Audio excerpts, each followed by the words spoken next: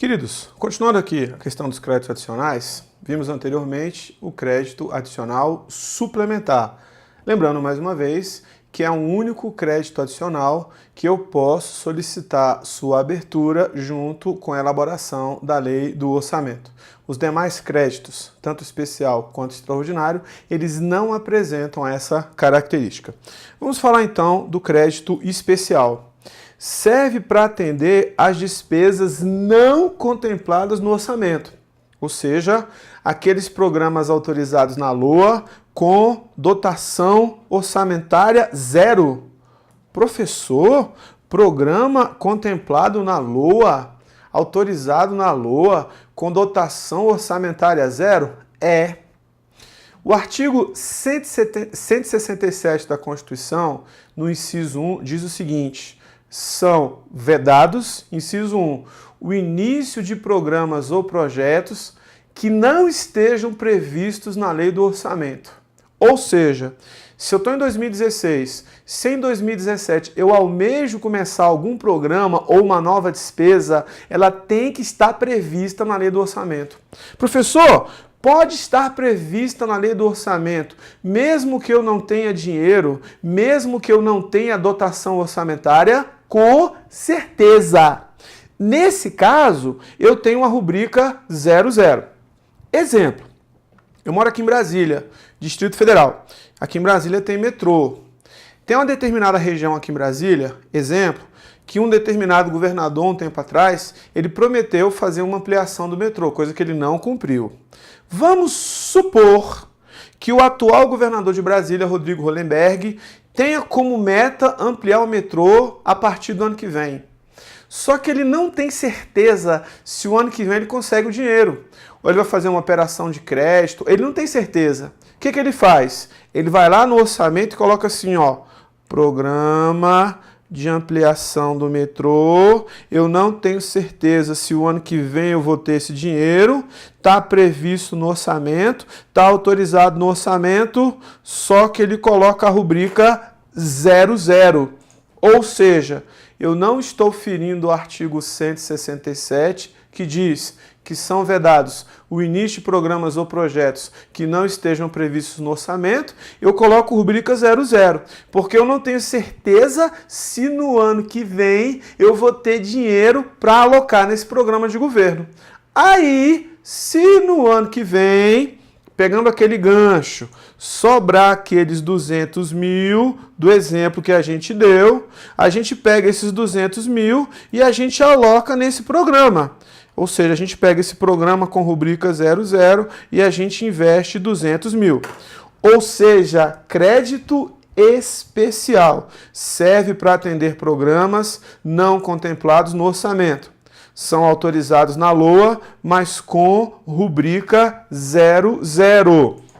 Veja que para atender um crédito suplementar, eu tenho programa de governo e eu já tenho dotação orçamentária específica. Para atender um crédito especial, eu tenho programa de governo, mas eu não tenho a dotação orçamentária específica, né? Ou seja, está o programa e se no ano que vem eu não conseguir dinheiro para investir naquele programa, esses 200 mil, por exemplo, eu não estou incorrendo nenhum crime, porque está autorizado na LOA, mas a rubrica é a rubrica 00. Então nós temos aqui basicamente outras características. Autorização por crédito especial, autorização prévia, vai ser em lei especial.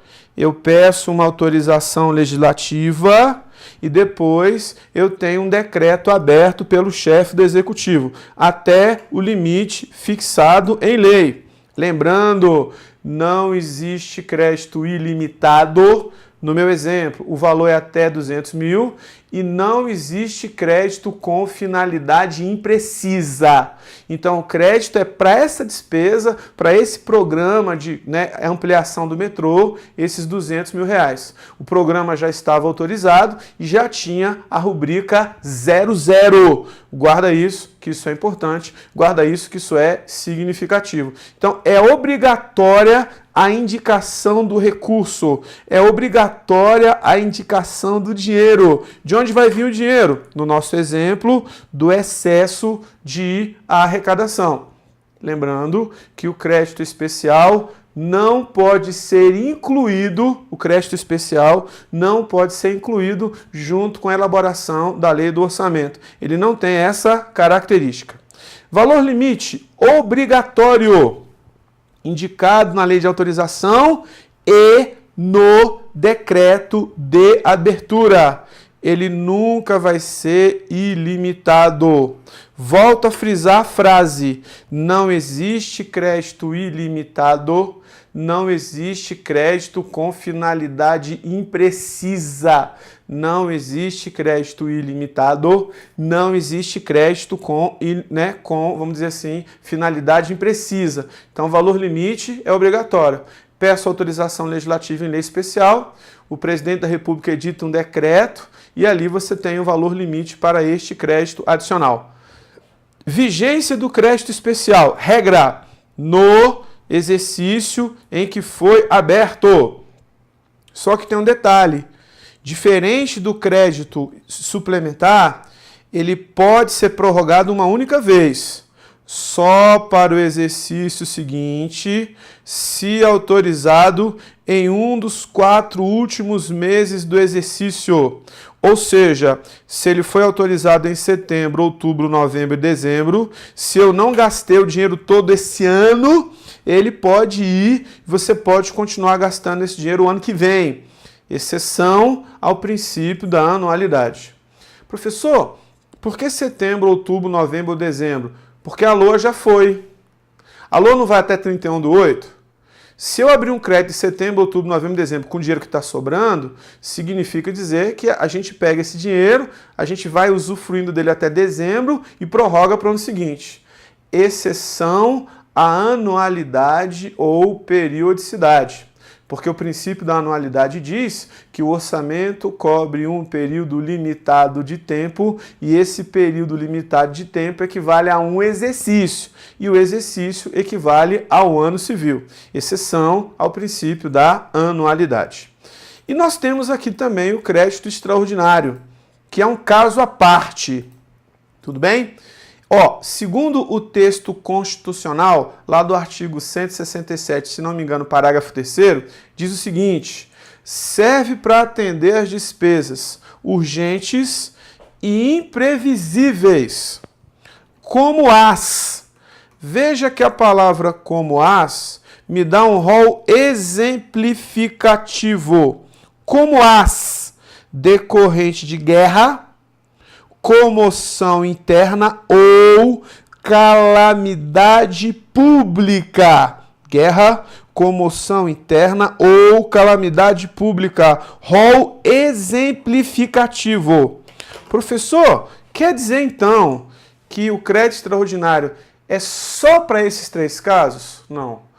Guerra, comoção interna ou calamidade pública são exemplos. É um rol exemplificativo. Sabe o que significa dizer? Está sobrando dinheiro, o chefe do executivo não tem programa de governo, não tem dotação orçamentária, ele abre um crédito extraordinário. E a forma de abertura para esse crédito é através da medida provisória. Então, a medida provisória é uma brecha constitucional para que o chefe do executivo invista um dinheiro, mesmo que não tenha programa de governo, mesmo que não tenha dotação orçamentária específica. Então, aqui, não tem programa de governo e não tem dotação orçamentária específica. Eu queria que você prestasse atenção num detalhe que é um detalhe bastante interessante. A Lei 4.320 de 1964, ela diz o seguinte: esse crédito serve para atender às despesas urgentes e imprevistas. Urgentes e imprevistas em caso de guerra, presta atenção, comoção intestina, que é a mesma coisa que comoção interna, ou calamidade pública. Professor, esse texto que está em vermelho aí, existe? Existe. Está na Lei 4.320 de 1964. Guerra, comoção intestina ou calamidade pública. Eu queria que você tomasse cuidado com esse texto por uma razão muito simples. Esse texto aí, ó, também pode cair na sua prova. Esse texto que está em preto, né, que eu digitei, é o texto que está na Constituição Federal. Em regra, esse texto vale para a esfera federal. Só que veja, os estados e os municípios, o estado tem Constituição estadual e o município tem lei orgânica municipal. E muitos estados e muitos municípios usam partes da Lei 4.320. Então, para esses casos, o crédito adicional, texto em vermelho, serve para atender despesas urgentes e imprevistas. Veja que a palavra não é imprevisível. Em caso de, veja que não é como as. Porque quando a gente fala para você como as, a gente está dando exemplo. Quando a gente fala em caso de, a gente está determinando. Guerra, comoção intestina, que era o nome que se usava em 64, tudo bem? O nome 64 e ou calamidade pública. Muito cuidado com esse outro texto, porque esse outro texto pode cair na sua prova. Cuidado! Memorize os dois textos. Tranquilo? Crédito extraordinário. Continuando o nosso raciocínio aqui, ó. Presta atenção. Independe de autorização. Na esfera federal, vai ser aberto por medida provisória. Na esfera federal, vai ser aberta por MP. Vai ser aberto por medida provisória. Guarda isso aí, que isso é importante. Guarda isso aí, que isso é significativo para o nosso estudo. E nos estados e municípios vai ser aberto por decreto.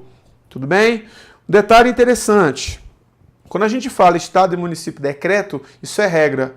Veja que nesse caso, mesmo sem autorização legislativa. Se a gente usar aquele texto da Lei 4.320 de 1964, a gente vai cercear um pouco no caso do estado e município. Porque no caso do estado e município, em caso de guerra, comoção intestina ou calamidade pública, que é diferente do texto que está na Constituição Federal, né? Porque na Constituição Federal é como as. É um rol exemplificativo. Significa dizer que na Constituição Federal nós estamos citando exemplos. Guarda isso, que isso é importante. Guarda isso, que isso é significativo para o nosso estudo. Isso é significativo para o nosso contexto no aspecto organizacional. E um detalhe bastante interessante também, eu coloquei um asterisco para você aqui direitinho, é só para te dizer uma coisa muito importante. Nos estados e municípios, estado e município, eu posso abrir, né, o crédito extraordinário por MP, desde que esteja na Constituição do Estado ou na lei orgânica do município. Pode ser aberto por MP? Pode. Isso é regra ou exceção, professor? Isso é exceção. Regra, Estado e município é decreto, mesmo sem autorização legislativa. Essa é a regra. Exceção, medida provisória. Exceção, medida provisória. Então, pode ser medida provisória se a Constituição do Estado prevê a existência da medida provisória ou se ela for prevista na lei orgânica do município. Beleza? Recursos independe de indicação. Não preciso de dizer onde o dinheiro vem. É claro que na esfera federal não são só aqueles 3 casos. É claro que a presidente não é maluco de abrir um crédito extraordinário, basicamente, e faltar dinheiro para uma outra área.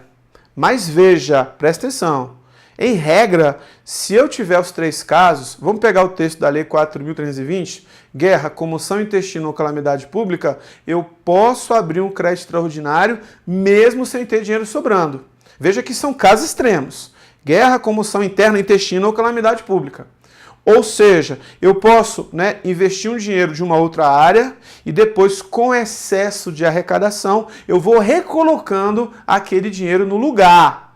Guarda isso. Isso é importante para o nosso estudo, mas eu não preciso dizer de onde vai vir o dinheiro. Isso tanto na esfera federal, quanto na esfera estadual e na esfera municipal. Veja que é diferente do crédito suplementar e é diferente do crédito especial. São bem diferentes. Guarda isso aí, que são bem diferentes, para que você não se confunda. Eu fiz questão de fazer um quadro comparativo, justamente para que você não tenha nenhuma confusão, para que você não tenha nenhuma dificuldade.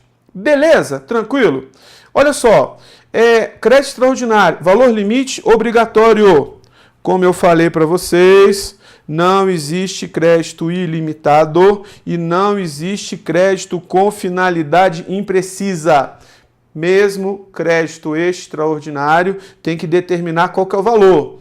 Vai ser obrigatório na medida provisória, isso na esfera federal ou no estado do município.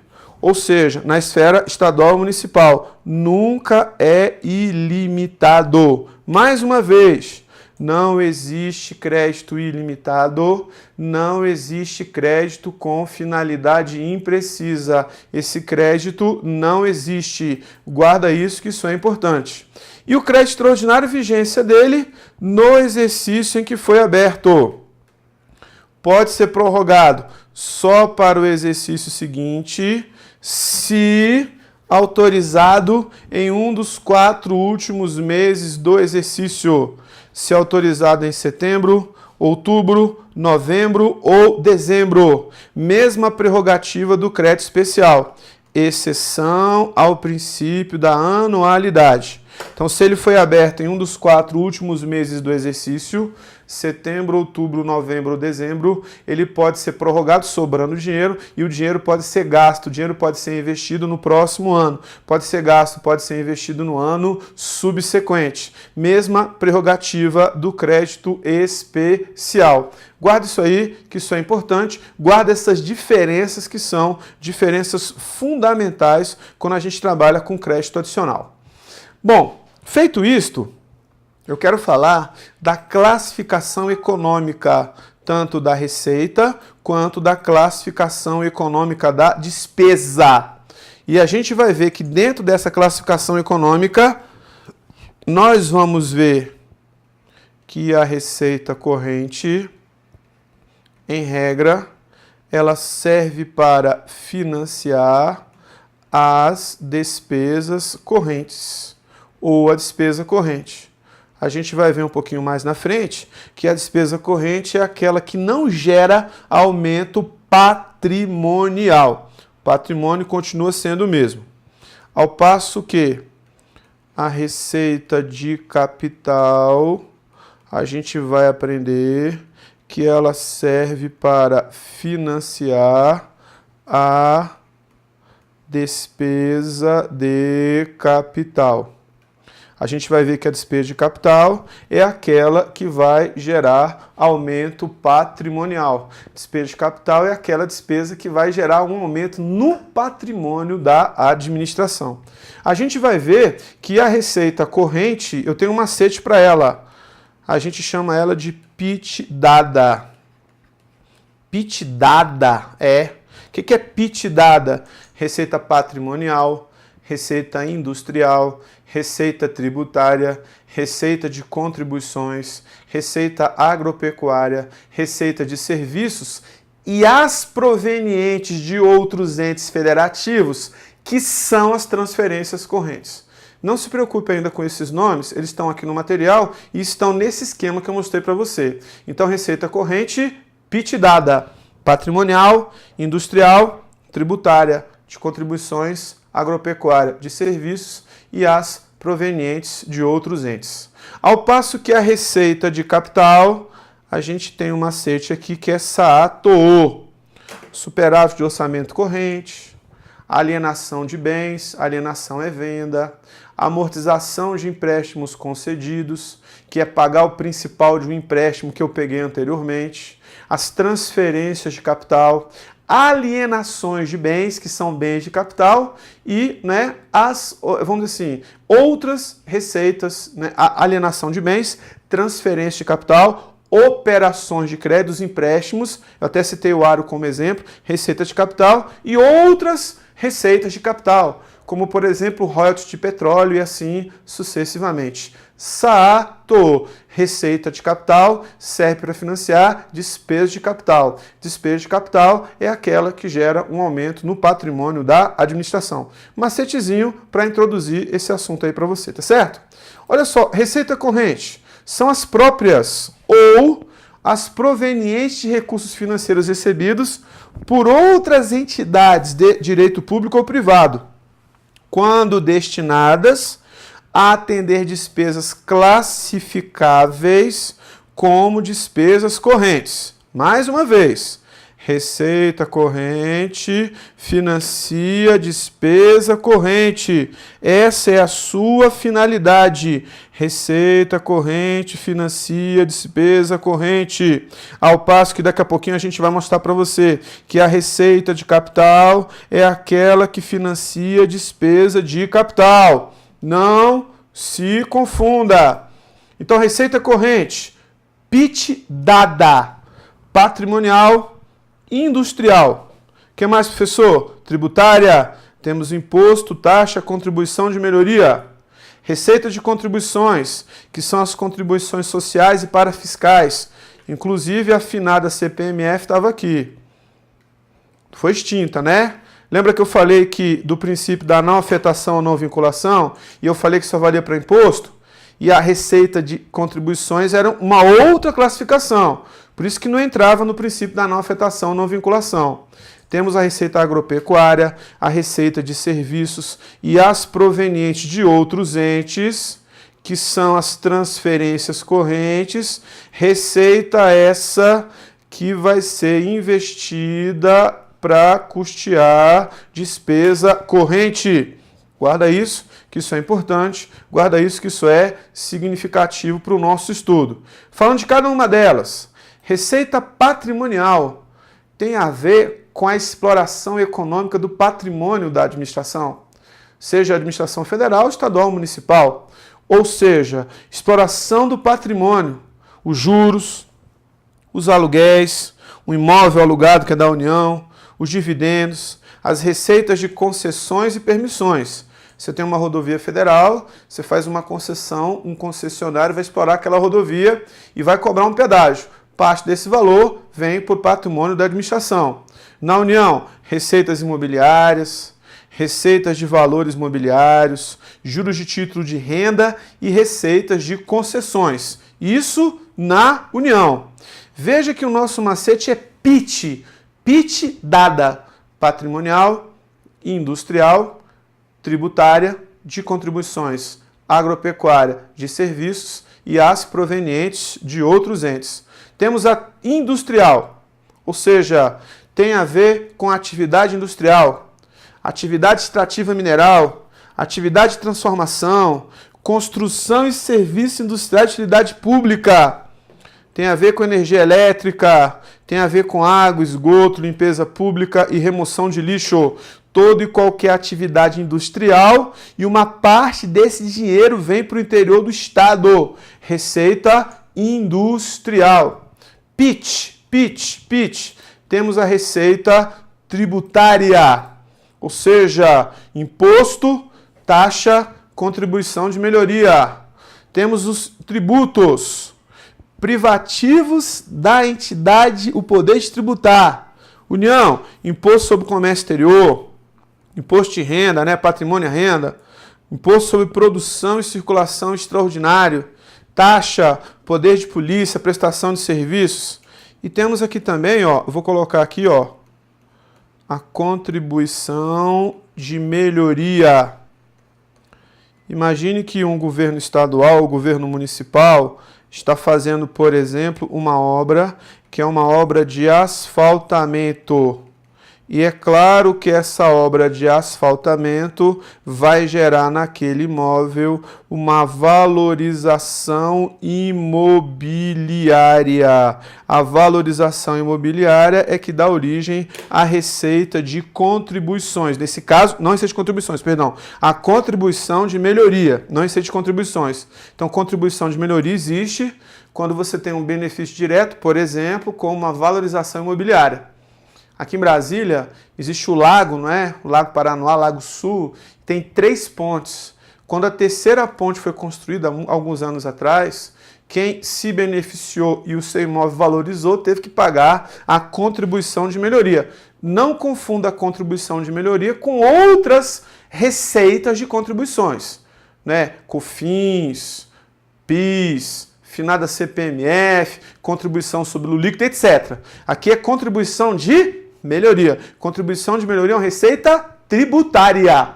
Não se confunda. Não se confunda. PIT, patrimonial, industrial, tributária. Lembrando que todas as receitas correntes são importantes, mas indiscutivelmente a mais importante é a tributária, e a tributária mais importante que gera mais dinheiro é o imposto. Disso nas receitas correntes. Tudo bem? Receita de contribuições, que não é contribuição de melhoria, não confunda. São as contribuições sociais, previdenciárias, salário e educação, temos o PIS/PASEP, tipo econômico, contribuição sobre exportação, cota parte e compensações financeiras. Economicamente falando, o dinheiro entra do mesmo jeito, economicamente falando, parece tributo. Legalmente são contribuições para fiscais. Inclusive, a finada CPMF era vinculada à saúde. Veja que o princípio da não afetação ou não vinculação é para imposto. Essas são vinculadas.